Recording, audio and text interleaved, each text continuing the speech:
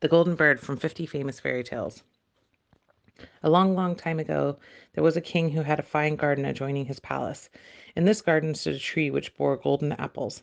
Every day the apples were counted, and one day an apple was missing. This vexed the king greatly, so he ordered that the tree should be watched every night. He trusted no one but his own sons to do this, and on the first evening he sent the eldest son to keep watch. About midnight the youth fell asleep, and in the morning there was another apple missing. The second night the second son watched, and he fared no better. A third apple was missing the next morning. It was now the third son's turn.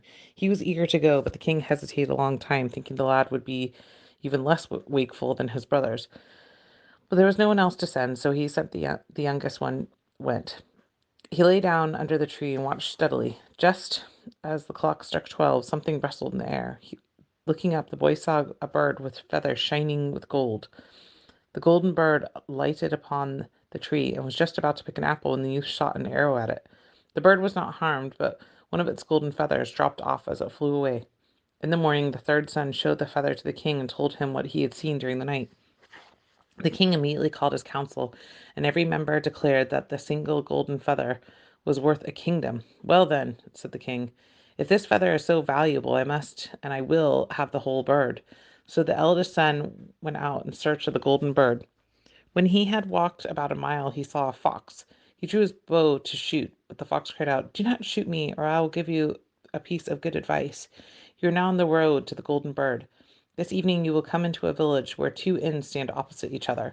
One will be brightly lit, with much merriment going on. Do not go in there. Enter the other one, though it may seem a poor place to you." The young man thought to himself, "How can a dumb beast give me good advice?" Going nearer, he shot at the fox. He missed. The fox ran away, with its tail in the air. The young man walked on toward the evening, came to the village where the two inns stood. One inn was brightly lit, with sounds of music and dancing could be heard through the open doors. The other looked dark and dreary.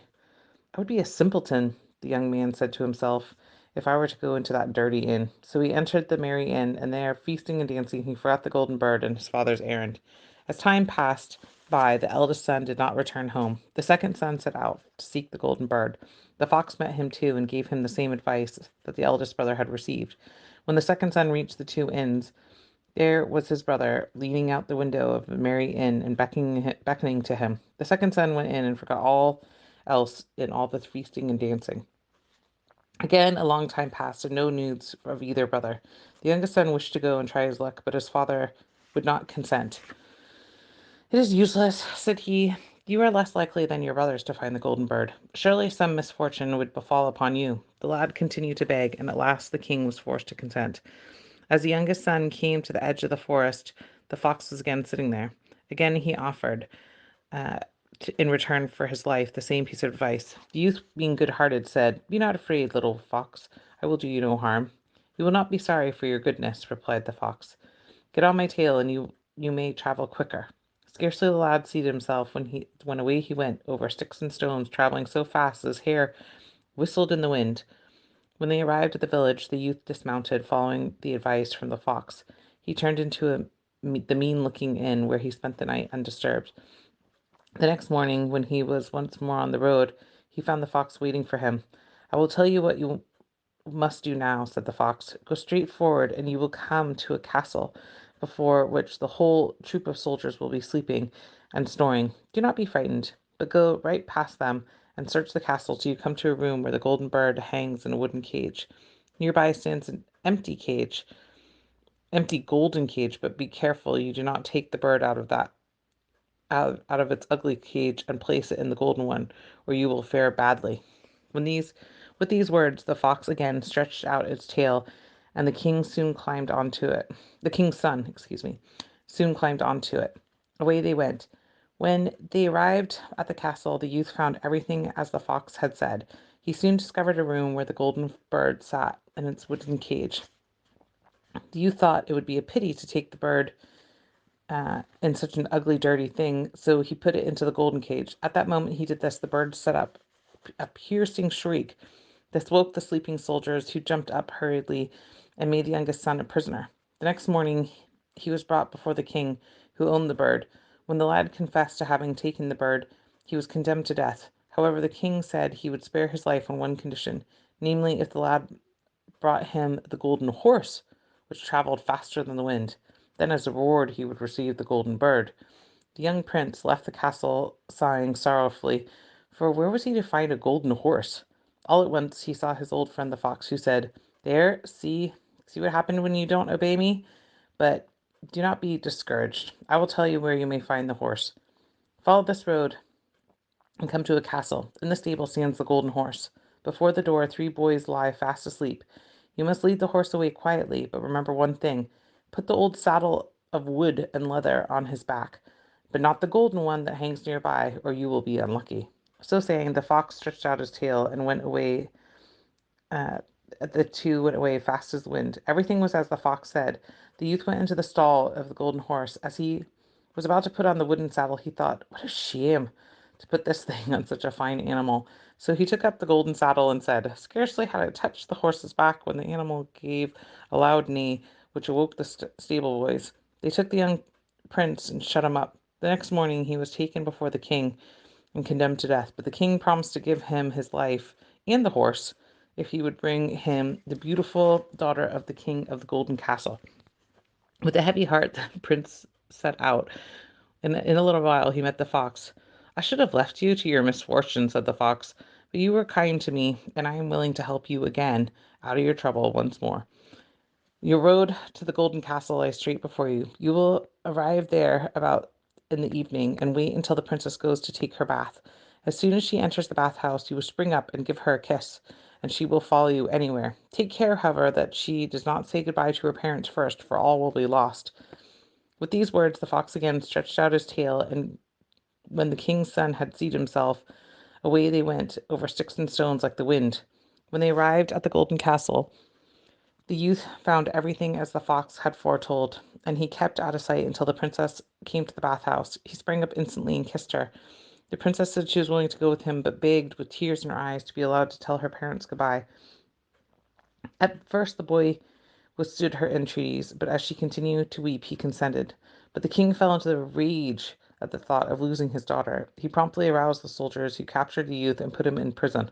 The following morning the king said to him, "You deserve death, but since my daughter begs me to be merciful, I shall give you one chance. If in 8 days you can remove the mountain which lies before my window, you shall have my daughter as a reward." Immediately the youth began digging and shoveling away, but when, after 7 days, he saw how little he had accomplished, he gave up all hope. On the evening of the seventh day, the fox appeared and said, "You do not deserve that I should notice you again, but go away and sleep for a while I work for you." The lad lay down and was soon fast asleep. When he awoke the next morning, the mountain had disappeared. Full of joy, he hastened to the king and told him the condition of the pardon had been fulfilled. Now the king was obliged to keep his word and give up his daughter. The two started off on their journey, but they had not gone far when they met the faithful fox. "You have the golden maid, you must have the golden horse as well." "How shall I obtain it?" inquired the youth. "That I shall tell you. First take the beautiful princess to the king, who sent you to the golden castle. He will readily give you the golden horse in exchange for the princess. Mount the horse and shake hands with everyone. Last of all, take the princess's hand and swing her up behind you. Then ride off at full speed, for no one can catch you, for the golden horse goes as fast as the wind." These directions were followed, and the youth got the horse and kept the beautiful princess as well. The fox, who travelled by their side, said, "Now I will help you get the golden bird. When you come near the castle, I will take the princess into my cave. Then you ride into the courtyard, and at the sight of the horse there will be so much joy they will readily give you the bird.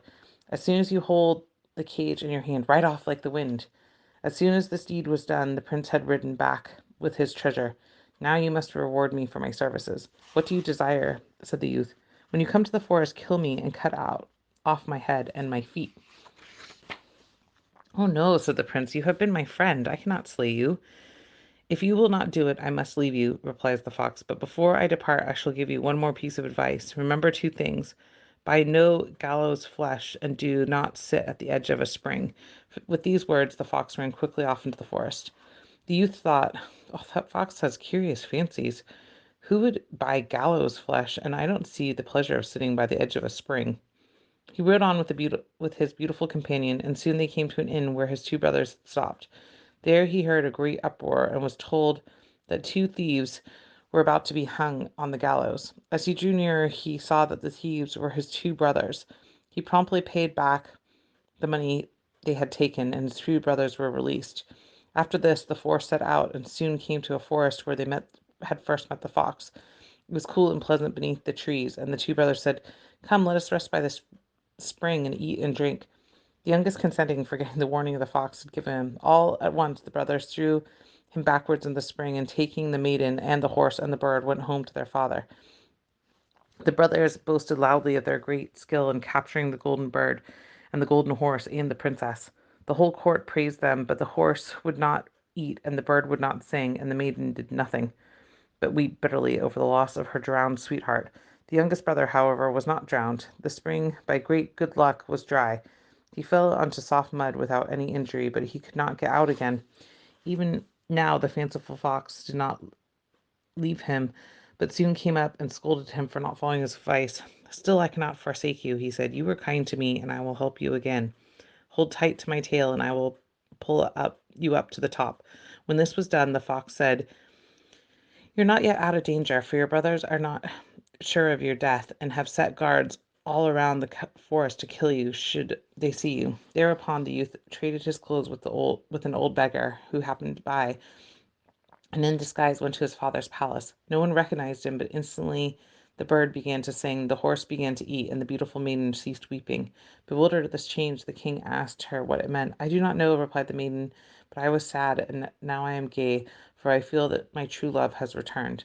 Then she told him all that had happened, although the other brothers had threatened her with death if she disclosed it. The king ordered everyone in the castle to pass before him, and among them came the youngest son dressed as a beggar. The maiden knew him instantly. The wicked brothers were thrown into a dungeon, but the youngest son married the princess. One day the prince went again into the wood. The fox met him and said, "You now have everything you have desired, but there is no end to my misfortune. Although it lies in your power to release me." And in tears he begged the youth to cut off his head and his feet. At last the prince did so, and scarcely had it done when the fox became a man. He was none other than the brother of the golden princess, who had long been under an evil spell. The prince took him home to his palace, and from that time they all lived happily ever after.